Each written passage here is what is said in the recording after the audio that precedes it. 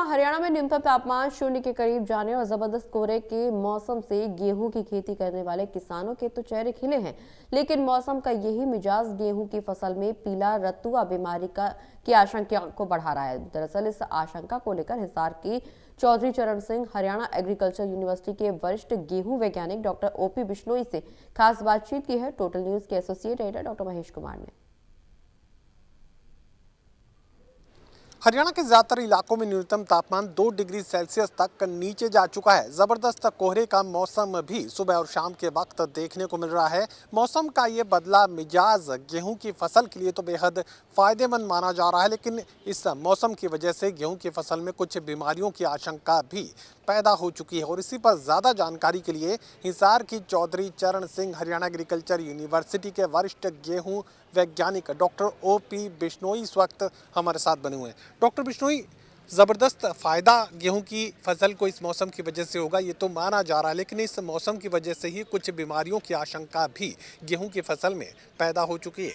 जैसा कि आप सबको पता है कि ये जो तापमान है वो जमाव बिंदु के नज़दीक पहुंच चुका है और दिन में कुछ धूप भी निकलती है। 15 डिग्री के आसपास दिन का टेम्परेचर रहता है, रात का 2-3 डिग्री के आसपास है, उससे भी नीचे जाता है।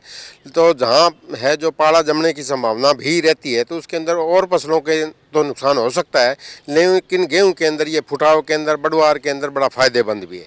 लेकिन साथ में हम किसान भाइयों को कुछ सलाह भी देना चाहते हैं।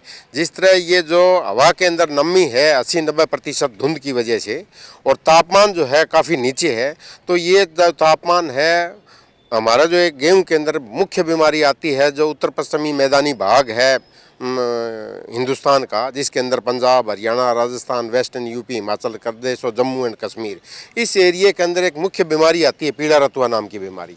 और जिन किसान भाइयों ने रोगग्राही किस्में बो रखी हैं, जैसे HD 2851 है, HD 2967 है, WH 711 है, PBW 343 है, तो ये 5-7 किस्में जिन किसानों ने बोई हुई हैं, तो वो विजिलेंट रहें, वो अवेयर रहें, सुबह शाम खेत का निरीक्षण करते रहें और खेत के अंदर पेड़ है उसके नीचे वाली जगह के ऊपर या किनारों के ऊपर देखते रहें कहीं पीला रतुए की आने की संभावना तो नहीं है। अगर आती है तो उसके अंदर आप जो है केमिकल कंट्रोल आपने करना है, दवाई छिड़कनी है। उसके अंदर हमारी जो है सिफारिश है हरियाणा कृषि विश्वविद्यालय की, टिल्ट नाम की दवाई आती है जो 200 मिलीलीटर दवाई 200 लीटर पानी में डालनी है। एक नेटिवो नाम की दवाई आती है, वो 120 ग्राम जो है वो 200 लीटर पानी में घोल के आपको स्प्रे करनी है। तो आपको जो है बड़ा सजग रहना है।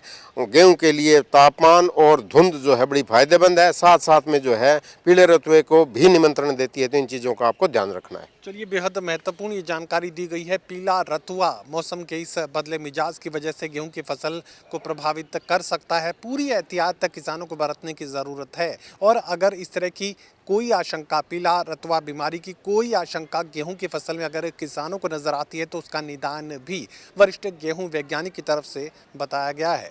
सहयोगी कमल के साथ doctor Mahesh Kumar, total news Hisar.